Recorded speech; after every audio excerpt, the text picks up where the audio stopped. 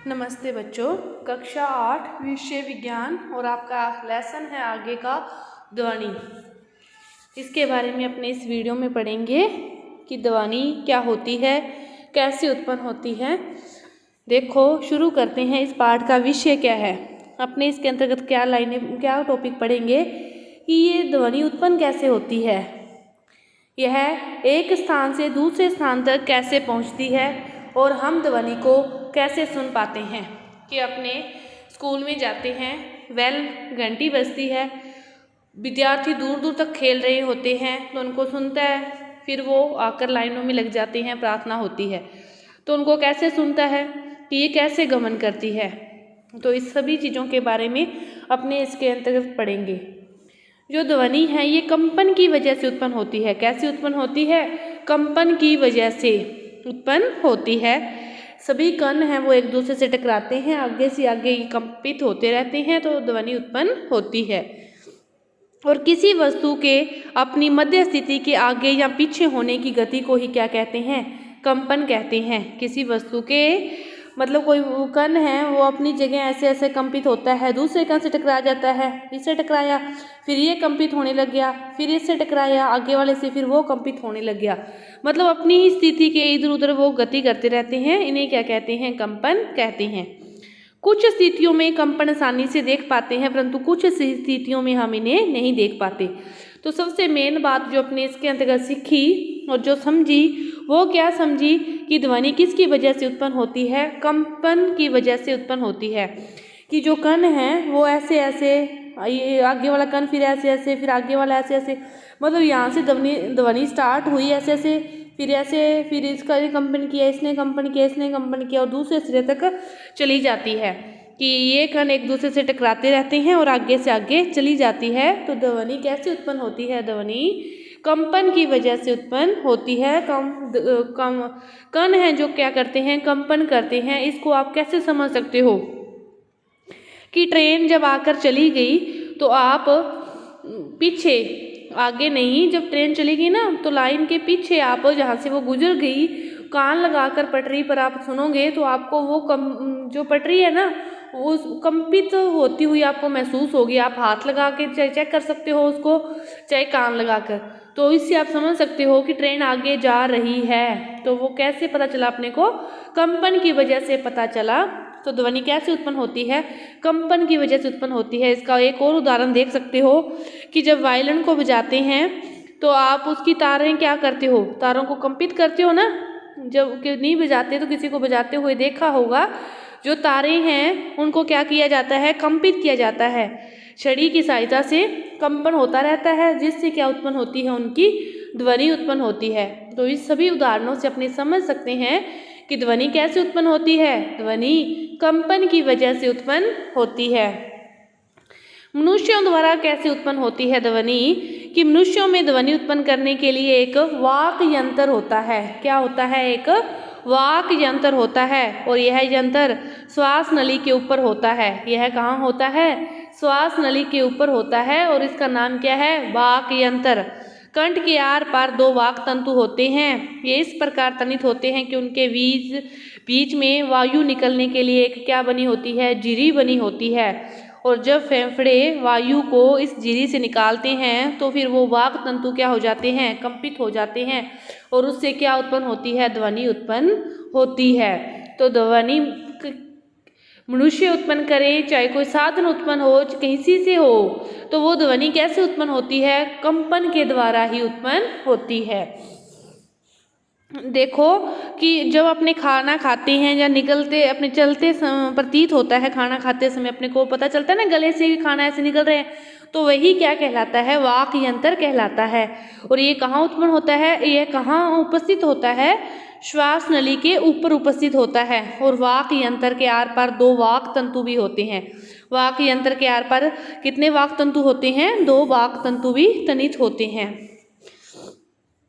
ये वाक यंत्र है, ये झिरी है जिससे हवा निकलती है। तो फिर ये वाक तंतु, दो वाक तंतु हैं, एक ये रहा, एक ये रहा। वो भी अभी पढ़ा ना अपने, कितने वाक तंतु होते हैं? दो होते हैं। तो ये दो वाक तंतु हैं, ये झिरी है और ये पूरी ये स्थिति है, ये किसकी है? वाक यंत्र की है। ध्वनि का संचरण देखो, ध्वनि को संचरण करने के लिए माध्यम की आवश्यकता नहीं होती। ध्वनि को संचरण करने के लिए माध्यम की आवश्यकता नहीं होती, लेकिन प्रकाश को संचरण करने के लिए माध्यम की आवश्यकता होती है। प्रकाश निर्वात में गमन नहीं कर सकता, तो प्रकाश के जो विपरीत है ध्वनि को, प्रकाश का जो निर्वात में वेग है ना वो 3 × 10⁸ है। तो प्रकाश को तो माध्यम की आवश्यकता नहीं होती, सॉरी पहले मैं उल्ट बोल गई, जबकि ध्वनि को संचरण करने के लिए माध्यम की आवश्यकता होती है। पर इनका संचरण ठोस, द्रव, गैस किसी भी माध्यम में हो सकता है। किसी भी माध्यम में इसका संचरण हो सकता है, ठोस में भी, द्रव में भी, गैस में भी, लेकिन इसको माध्यम की आवश्यकता होती है। निर्वात में इसका गमन नहीं होता। जो कंपाइंड वस्तुएं हैं ये ध्वनि उत्पन्न और संचारित कर सकती है, और ध्वनि का जो ठोस, द्रव, गैस किसी में भी इसका संचरण हो सकता है। तो ध्वनि कैसे उत्पन्न करते हैं इसके बारे में अपने पढ़ चुके हैं। देखो कि इसका लिए एग्जाम्पल हैं ध्वनि गमन करने के लिए कि निर्वात में होता है या माध्यम की आवश्यकता होती है या नहीं। तो एक हवा भरे जार में विद्युत घंटी रखो और आप विद्युत घंटी की जो ध्वनि है वो सुन सकते हैं। वो यार पर किससे भरा है? हवा से भरा है। हवा से भरा है तो आप उसकी घंटी सुन सकते हो। अब क्या करो, निर्वात पंप की सहायता से इसकी हवा निकाल दो। पहले तो हवा से भर दिया गुब्बारे को या किसी भी जार को और उसके अंदर घंटी रख दी, तब तो अपने उसकी ध्वनि सुन सकते हैं। लेकिन अब क्या कर दी, उसकी हवा को निकाल दिया तो अपने को जो आवाज़ पहले सुनाई दे रही थी वो धीरे धीरे क्या हो जाती है? कम हो जाती है, और अंत में वह क्या हो जाती है? बंद हो जाती है। तो इस प्रयोग से अपने समझ सकते हैं कि ध्वनि को संचरण होने के लिए माध्यम की आवश्यकता होती है, वह निर्वात में गमन नहीं कर सकती। ध्वनि को हम कैसे सुनते हैं? अपने सभी किसके द्वारा ध्वनि को सुनते हैं? कान के द्वारा सुनते हैं। तो अपने जानते हैं कि किस विधियों के द्वारा कान से अपने ध्वनि को सुनते हैं। अपने कानों के अपने माध्यम से ध्वनि को सुनते हैं। तो अपने सबसे पहले जो ध्वनि है वो कान से इस कर्णपटय पर टकराती है। ये कर्णपटय है, बाहरी परत है जो कान की कर्णपटय, इससे टकराती है और फिर आगे ये कंपित होते हैं। फिर आगे आगे इस प्रकार ये ध्वनि मस्तिष्क में पहुंच जाती है। कंपित होते हुए आगे से आगे के भागों को ये सचेत करती रहती है। लेकिन सबसे पहले ये बाहरी परत से टकराती है, फिर कंपित होने लग जाते हैं, तो फिर आगे से आगे सारे जो भाग हैं अपना अपना कार्य करते हैं और जिससे अपनी ध्वनि को सुन सकते हैं। आपने इस चैप्टर में क्या पढ़ा कि ध्वनि उत्पन्न कैसे होती है। तो ध्वनि कैसे उत्पन्न होती है? ध्वनि कैसे उत्पन्न होती है? ध्वनि कंपन के द्वारा उत्पन्न होती है। इसके बहुत सारे उदाहरण आपको बताए गए कि आप किसी भी ट्रेन के जाने के बाद उस पटरी को छू कर देख सकते हो। वायलिन की तारें जब आप कंपित करवाते हो तो उससे भी क्या उत्पन्न होती है?